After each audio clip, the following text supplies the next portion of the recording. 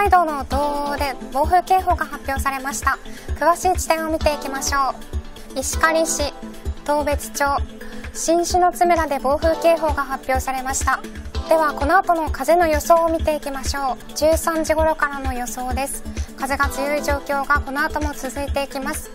夕方頃まで暴風に警戒が必要です。最新の気象情報はお天気アプリウェザーニュースからもご確認いただけます。